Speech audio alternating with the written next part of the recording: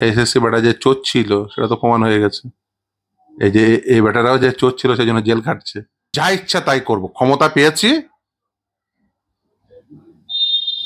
যেখান থেকে পারবো যাকে ইচ্ছা চাকরি দেব অর্থের বিনিময়ে, যা ইচ্ছা তাই করবো, এটা ভেবেছিলাম। মুখ্যমন্ত্রী বলছেন চাকরি তার সরকার নেয়নি, আপনারা যারা চাকরিটা নিলেন একদম আপনাদের দাগিয়ে দিচ্ছেন, আপনারা যারা চাকরিটা নিলেন ঠিক কাজ করলেন। আপনি সে কিসের নেতা? এক পা হাঁটতে পারে না পুলিশ ছাড়া, নিজের পাড়ায় বাড়ির বাইরে বের হওয়ার ক্ষমতা নেই পুলিশ ছাড়া। মমতা ব্যানার্জিরা যদি টাকা না নিত একজনের চাকরি যেত না। সিঙ্গেল বেঞ্চে তখন তো বিচারপতি সম্পর্কে বলে দিলে যে সে নাকি বিজেপি হয়ে গেছে। বুঝলাম বিজেপি হয়ে গেছে।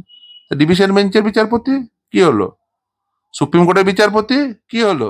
এই র্যাঙ্ক জাম্প বেশিরভাগটাই এই মমতা ব্যানার্জি এই যে প্রেস ক্লাবে গেল না, তারপরে ঘটেছে। এই দুর্নীতিটা সম্পূর্ণভাবে মমতা ব্যানার্জি করেছে। গরিব মুসলমানের ছেলে, গরিব হিন্দু ছেলে, গরিব মুসলমানের মেয়ে, গরিব হিন্দুর মেয়ে, তারা সব আক্রান্ত হলো, তারা দুর্নীতির শিকার হলো, তারা চাকরি পেল না, তারা বঞ্চিত হলো। ওষুধ সাপ্লাই করে পেমেন্ট পাচ্ছে না। রাজ্যের মানে কি অবস্থা করেছে এই মমতা ব্যানার্জিরা, ওষুধ সাপ্লাই করে পেমেন্ট পাচ্ছে না। 32,000 চাকরি বাতিল মামলা প্রাথমিকের, এই মামলার দিকে তাকিয়ে রয়েছে গোটা রাজ্যের মানুষ। কিন্তু প্রাথমিকের যে বললেন যে রীতিমতো প্রাথমিকের পর্ষদের অফিস থেকে মেল গিয়েছে, সেইখানে দাঁড়িয়ে আদালতে দাঁড়িয়ে 32,000 জনের চাকরি বাতিল মামলায় প্রাথমিক পর্ষদের তরফে বলা হচ্ছে যে বেনিয়ম হয়েছে। বেনিয়ম মানে তো দুর্নীতি নয়, কি বলবেন? সে তো যে দেখুন, পৃথিবীর ইতিহাসে আপনি এটা কখনোই দেখতে পাবেন না চোর নিজেকে চোর বলছে। চোর সবসময় বলে আমি সাধু। যারা চোর ধরে তাদের কাজ হচ্ছে যে না ও সাধু নয়, যে ও চোর। ও বেটা যে চোর সেটা প্রমাণ করা। এসএসসি বেটা যে চোর ছিল সেটা তো প্রমাণ হয়ে গেছে।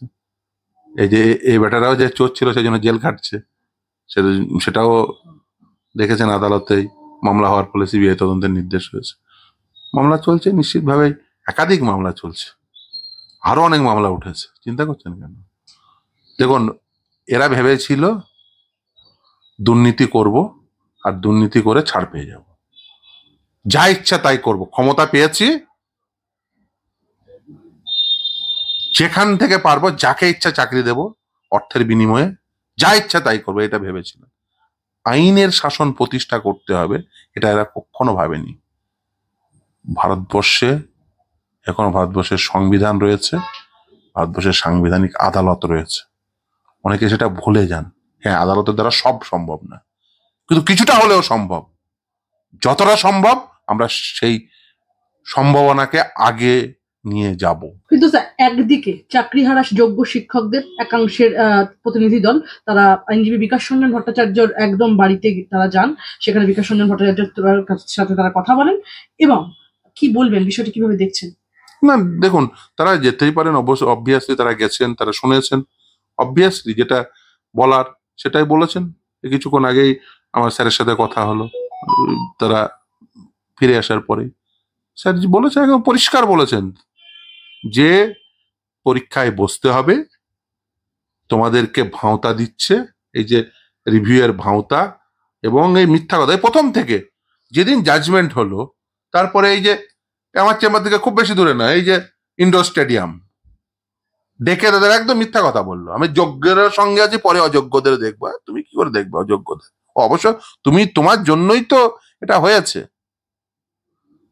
তো এটা বলার দায় রয়েছে। তার কারণ তাদেরকে এই অযোগ্যদের চাকরি তো উনিই দিয়েছেন, দায় রয়েছে, এই দায় থেকে বলেছেন। মুখ্যমন্ত্রী বলছেন চাকরি তার সরকার নেয়নি, আপনারা যারা চাকরিটা নিলেন একদম আপনাদের দাগিয়ে দিচ্ছেন, আপনারা যারা চাকরিটা নিলেন ঠিক কাজ করলেন। দেখুন, চুরি হবে, চুরি করবেন মমতা ব্যানার্জি, র্যাঙ্ক জাম্প করে চাকরি দেবে মমতা ব্যানার্জি, সাদা খাতার মাস্টার বানাবে মমতা ব্যানার্জি, সাদা খাতার শিক্ষাকর্মী বানাবে মমতা বন্দ্যোপাধ্যায়। মমতা বন্দ্যোপাধ্যায় সমস্ত রকম দুর্নীতি করবে, আর দুর্নীতিটাকে মেনে নিতে হবে বিকাশ রঞ্জন ভট্টাচার্য, ফিরদৌস শামীমদের। দুর্নীতিটাকে মেনে নিতে হবে সাংবিধানিক আদালতকে, দুর্নীতিটা মেনে নিতে হবে সমাজের আপামর জনগণকে। মমতা ব্যানার্জি ওই পুলিশ না নিয়ে যে কোনো পাড়ায় দাঁড়িয়ে, ওর পাশে পুলিশ থাকবে না, যে কোনো পাড়ায় দাঁড়িয়ে পশ্চিমবঙ্গের যে কোনো প্রান্তে, উনি তো রাজ্যের মুখ্যমন্ত্রী, যে কোনো প্রান্তে যে কোনো পাড়ায় পুলিশ না নিয়ে গিয়ে নিজে একা গিয়ে এসে গিয়ে বলুক তো ওই পাড়ার লোক ওকে কি অবস্থা করে দেখুন, গিয়ে বলবে যে যা হয়েছিল ঠিক হয়েছিল, আপনার ছেলেরা ওই সাদা খাতার মাস্টারদের কাছে পড়বে, যে কোনো একটা গ্রামে গিয়ে বলুক, যে কোনো একটা গ্রামে যে কোনো একটা পাড়ায় গিয়ে ওই মমতা বন্দ্যোপাধ্যায় নিজে একা দাঁড়িয়ে থেকে বলবে যে যা হয়েছিল ঠিক হয়েছিল, সব ভুল করলো বিকাশ রঞ্জন ভট্টাচার্য, ফিরদৌস শামীমরা, ওই সাদা খাতার মাস্টার ছিল, সব ঠিক ছিল। যে কোনো একটা পাড়ায় গিয়ে বলতে বলুন, গ্রামের যে কোনো একটা পাড়ায় গিয়ে, সে পাড়ায় কি অবস্থা করে দেখবেন। ক্ষমতা নেই, পুলিশ ছাড়া একটা পা আগাতে পারবে না। আর পুলিশের ভরসায় চললে কি হয় পৃথিবীর ইতিহাসে দেখে আসবেন। কিন্তু স্যার আপনি সে কিসের নেতা, এক পা হাঁটতে পারে না পুলিশ ছাড়া, নিজের পাড়ায় বাড়ির বাইরে বের হওয়ার ক্ষমতা নেই পুলিশ ছাড়া। এই হচ্ছে এদের অবস্থা। আপনারা যখন এই কথা বলছেন, কুণাল ঘোষ একদম সবসময় চর্চার কেন্দ্রে থাকেন, আপনার কাছ থেকে বহুবার প্রতিক্রিয়া নিয়েছি তার কথা। কুণাল ঘোষ বলছেন এই চাকরি খাওয়ার রাজনীতিটা সিপিএম এর আইনজীবীরা করছে, আর মুখ্যমন্ত্রী চাইছেন এদের আইনি সুরক্ষা দিতে। তাই যারা চাকরি খাওয়ার রাজনীতি করেছেন তাদের বাড়ির সামনে যান, ব্রাত্য বসুর বাড়ির সামনে কেন বসছেন? আজ বিকাশ রঞ্জন ভট্টাচার্যের বাড়িতে চলে গেলেন একদম চাকরি যারা শিক্ষকরা, কি বলবেন, কিভাবে দেখছেন? না, তারা গেছেন, তারা আইনি পরামর্শ নিতে, তারা যা বলেছেন বাইরে বেরিয়ে এসে, তারা গেছেন বিকাশ রঞ্জন ভট্টাচার্যের কাছে আইনি পরামর্শ নিতে। তারা বুঝেছেন যে মিথ্যাচারের শিকার হয়েছেন তারা। আর কুণাল ঘোষকে, রাজ্যের মুখ্যমন্ত্রী, শিক্ষামন্ত্রী, 3.5 বছরের জেল খাটা আসামি, তার কথাটা আর কি উত্তর দেবো? আপনারা যারা পরামর্শ দিচ্ছেন, বলা হচ্ছে আপনারা সিপিআইএম এর আইনজীবী, আপনারা চাকরিটা খেলেন এরকম ভাবে। দেখুন, চাকরি যদি সাদা খাতার মাস্টার না হতো, যদি র্যাঙ্ক জাম করে চাকরি না নিত, তাহলে একজনেরও চাকরি যেত না। এখানে দুটো গোষ্ঠী রয়েছে, একটা হচ্ছে যারা দুর্নীতি করেছে, আর একটা গোষ্ঠী রয়েছে যারা মমতা ব্যানার্জিদের মিথ্যাচারের শিকার হয়েছে, দুর্নীতির শিকার হয়েছে। এরা যদি মিথ্যাচারটা না করত, এরা যদি ওএমআর শিট রেখে দিত, এরা যদি যোগ্য অযোগ্যের ফারাক করে দিত, বৈধ অবৈধের ফারাক করে দিত, কে দুর্নীতিগ্রস্ত সেটা ফারাক করে দিত, বলতো এর বাইরে আরেকটিও দুর্নীতিগ্রস্ত নেই, একজনেরও চাকরি যেত না যারা দুর্নীতি করেনি। এরা হচ্ছে মমতা বন্দ্যোপাধ্যায়দের মিথ্যাচারের শিকার। এরা মিথ্যাচারটা করেছে, তাই এরা চাকরি হারিয়েছে। এদের মিথ্যাচারে এরা সহজেই বুঝতে, প্রথম দেখেছে, খড়কুটো ধরে বাঁচার চেষ্টা করেছেন, মিথ্যাচার, বিভ্রান্ত হয়েছেন, এখন বুঝতে পারছেন আসলে। তারা প্রত্যেকেই বুঝতে পারবেন যে এই মিথ্যাচারের শিকার হচ্ছেন। দেখুন, আদালতে আমি গিয়ে বললেই আদালত গ্রহণ করবে না। আদালতের তথ্য প্রমাণাদি, আদালতের সেই সম্পর্কিত তথ্য, সেই সম্পর্কিত আইন, সমস্ত কিছু দিয়েই প্রতিষ্ঠা করতে হয়। আর শুধুমাত্র এক পক্ষের আইনজীবী আছে তা তো নয়। আর এই মামলা সিপিএমও করেনি, অন্য কেউ করেনি। এই মামলা করেছিল সেতাবউদ্দিন, নাসরিন, আব্দুল গনি আনসারি, লক্ষ্মী টুঙ্গা। এরা কারা? এরা হচ্ছে বঞ্চিত চাকরি প্রার্থী। এদের বঞ্চিত করেছে এই মমতা ব্যানার্জিরা। এদের বঞ্চিত করে আরেকটি পক্ষের কাছ থেকে টাকা নিয়ে তাদেরকে চাকরি দিয়েছে। এই ছেলে মেয়েদের যদি বঞ্চিত না করতো, একজনেরও চাকরি যেত না। মমতা ব্যানার্জিরা যদি টাকা না নিত, একজনেরও চাকরি যেত না। ফিরদৌস শামীম, বিকাশ রঞ্জন ভট্টাচার্য বলে দিলেই সব হয়ে যায় না। আদালত রয়েছে, বিচারপতিরা রয়েছে। সিঙ্গেল বেঞ্চে হারলে, ডিভিশন বেঞ্চে হারলে, সুপ্রিম কোর্টে হারলে, ওই সিঙ্গেল বেঞ্চে তখন তো বিচারপতি সম্পর্কে বলে দিলে যে সে নাকি বিজেপি হয়ে গেছে। বুঝলাম বিজেপি হয়ে গেছে। ডিভিশন বেঞ্চের বিচারপতি কি হলো? সুপ্রিম কোর্টের বিচারপতি কি হলো? মিথ্যার আশ্রয় নিয়ে বেশি দূর আগানো যায় না।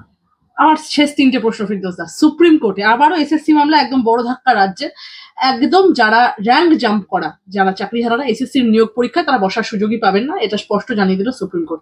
এসএসসির দেওয়া হিসেব অনুযায়ী নবম দশমে র্যাঙ্ক জাম্প করে চাকরি পেয়েছিলেন 185 জন, এবং একাদশ দ্বাদশে র্যাঙ্ক জাম্প করে চাকরি 39 জন। এবার এরাও কি সরকারের ঘাড়ে চেপে বসবে ফিরদৌস দা? সবাই ঘরে চেপে বসবে। দেখুন, এসব দুর্নীতি তো মমতা ব্যানার্জি নিজে হাতে ধরে করেছে। এই র্যাঙ্ক জাম্প বেশিরভাগটাই এই মমতা ব্যানার্জি এই যে প্রেস ক্লাবে গেল না, তারপরে ঘটেছে। এই দুর্নীতিটা সম্পূর্ণভাবে মমতা ব্যানার্জি করেছে, সম্পূর্ণভাবে মমতা ব্যানার্জি করেছে। এই যে ইনসানদের চাকরি দিতে গেল কি করে? শেতাবের র্যাঙ্ক আগে, আন্দোলন বন্ধ করতে হবে। কি করতে হবে? তাহলে আন্দোলনের নেতা কে আছে তাদেরকে সুবিধা পাইয়ে দাও, কিছু নিয়ে থুয়ে সুবিধা পাইয়ে দাও। খোঁজ পড়লো, শেতাবের র্যাঙ্ক আগে, ইনসানের র্যাঙ্ক পরে, টপকে গিয়ে তাকে চাকরি দিয়ে দিল। সেটা মোর মেরিটোরিয়াস, সে চাকরি পেল না। যদি সঠিকভাবে এই যদি দুর্নীতি না হতো, সেটা প্যানেলে উঠে যেত। সেই ছেলেটি চাকরি পেল না, সে কি করবে? ও মমতা ব্যানার্জি টাকা পয়সা নিয়ে নিয়েছে, মমতা ব্যানার্জির প্লট কেনা হয়ে গেছে এই টাকা পয়সা নিয়ে, অতএব সেটাব তুমি চুপ থাকো। গ্রামের গরিব কৃষক বাড়ির ছেলে, সে চাকরি পেল না মোর মেরিটোরিয়াস হওয়া সত্ত্বেও, মমতা ব্যানার্জিরা পয়সা নিয়ে নিয়েছে, অতএব সেটাব তুমি চুপ থাকো। গরিব মুসলমানের বাড়ির ছেলে কে ডিপ্রাইভড হলো? কে দুর্নীতির শিকার হলো? গরিব মুসলমান বাড়ির ছেলে সেতাব, গরিব মুসলমানের বাড়ির ছেলে মেয়ে নাসরিন, অনেক বাধা বিপত্তি নিয়ে তারা পড়াশোনা করেছে। গরিব মুসলমান বাড়ির ছেলে আব্দুল গনি আনসারি, গরিব হিন্দু বাড়ির মেয়ে লক্ষ্মী টুঙ্গা, এরকম গরিব হিন্দু বাড়ির ছেলে অমিত ঘোষ, গরিব মুসলমানের ছেলে, গরিব হিন্দু ছেলে, গরিব মুসলমানের মেয়ে, গরিব হিন্দুর মেয়ে, তারা সব আক্রান্ত হলো, তারা দুর্নীতির শিকার হলো, তারা চাকরি পেল না, তারা বঞ্চিত হলো। অনেক বাধা বিপত্তিকে সামনে রেখে তারা আগিয়ে গেছে। সেই নাসরিন, সেই সেতাব তার ছোটবেলা থেকে লড়াই করছে, তাদেরকে সব ডিপ্রাইভ করলে দিয়ে বলছো যে না, সব মেনে নিতে হবে। ওই গরিব বাড়ির ছেলে মেয়েরা দুর্নীতির শিকার হয়েছে, সব মেনে নিতে হবে, কারণ মমতা ব্যানার্জি টাকা নিয়ে নিয়েছে, টাকা নিয়ে ও ফুর্তি করবে, টাকা নিয়ে প্লট কিনবে, টাকা নিয়ে হোটেল কিনবে, আর সেই হোটেলের কন্ট্যাক্ট অ্যাড্রেস হলো মুখ্যমন্ত্রীর বাড়ি। সব মেনে নাও, শুধু পুরীতে গিয়ে ফুর্তি করো ওই হোটেলে। আমার শেষ দুটো প্রশ্ন আপনার কাছে। SMS এবং হোয়াটসঅ্যাপ করে রাজ্যের 95টা ট্রেজারির আধিকারিকদের নবান্নের অর্থ দপ্তর থেকে জানানো হলো 10 লাখ টাকার ওপর কোনো বিল এখন থেকে নবান্নের অনুমতি ছাড়া পেমেন্ট করা যাবে না, যেটা আগে ছিল 50 লাখ টাকা, সেটাই টেনে নামানো হলো 10 লাখে। শুধুমাত্র স্যালারি আর পেনশন ছাড়া সমস্ত ক্ষেত্রে বলবৎ হবে এই নির্দেশ। গ্র্যাচুইটি, অবসরকালীন বকেয়া, ঠিকাদারদের পেমেন্ট, এসবে এরকম প্রায় 54 ধরনের পেমেন্ট এবার এভাবে আটকানো হলো। নবান্নের অর্থ দপ্তরে এগুলো পাঠাতে হবে, তারপর অর্থ সচিব প্রভাত মিশ্র দেখবেন, তারপর যা হওয়ার তাই হবে। ক্রমশ খারাপ হচ্ছে রাজ্যের আর্থিক অবস্থা, ভেঙে পড়ছে বলা যায়। কি বলবেন, কিভাবে দেখছেন? দেখুন, রাজ্যের হাড়ির হাল কি এই নির্দেশ সেটা প্রমাণ করে। অনেক পেমেন্ট বন্ধ, ওসব ছেড়ে দিন। ওষুধ সাপ্লাই করেছে, পেমেন্ট বন্ধ। অত্যাবশ্যকীয় ওষুধ সাপ্লাই করেছে, পেমেন্ট পায়নি, আমার কাছে এসে মামলা করেছে। ওষুধ সাপ্লাই করে পেমেন্ট পাচ্ছে না। রাজ্যের মানে কি অবস্থা করেছে এই মমতা ব্যানার্জিরা, ওষুধ সাপ্লাই করে পেমেন্ট পাচ্ছে না। সিএমওইচদের চিঠির পর চিঠি, চিঠির পর চিঠি, এই সেন্ট্রাল স্টোর ওষুধ সাপ্লাই হচ্ছে, ওষুধ সাপ্লাই করে টাকা পাচ্ছে না ছেলে লোকজনেরা। এর থেকে খারাপ অবস্থা কি হতে পারে ভাবুন তো। কিন্তু স্যার, আরজিকর মেডিকেল কলেজের প্রাক্তন অধ্যক্ষ সন্দীপ ঘোষ একদম দুর্নীতির সঙ্গে জড়িত, 16 জন সাক্ষীর বয়ানকে আদালতে হাতিয়ার করে এমনটাই দাবি করলো সিবিআই। কি বলবেন? আচ্ছা, ওই সন্দীপ ঘোষকে কি ওর বিরুদ্ধে ডিসিপ্লিনারি প্রসিডিং ইনিশিয়েট করেছে মমতা ব্যানার্জি? বর্তমানে স্বাস্থ্য দপ্তরের মন্ত্রীর নাম কি? মমতা বন্দ্যোপাধ্যায়। জনগণের কাছে প্রশ্ন থাকলো, এবার বুঝে নিন সন্দীপ ঘোষকে। আর শেষ প্রশ্ন আপনার কাছে, 32,000 চাকরি বাতিল মামলা প্রাথমিকের, এই মামলার দিকে তাকিয়ে রয়েছে গোটা রাজ্যের মানুষ। ফিরদৌসি, কি বলতে চাইছেন? অপেক্ষা করুন, শুনানি হবে। আমরা আমাদের যে সাবমিশন আদালতের সামনে রাখবো, আদালত উভয় পক্ষের শুনানি শেষে বিচার করবেন। অপেক্ষা করুন, দেখুন কি হয়।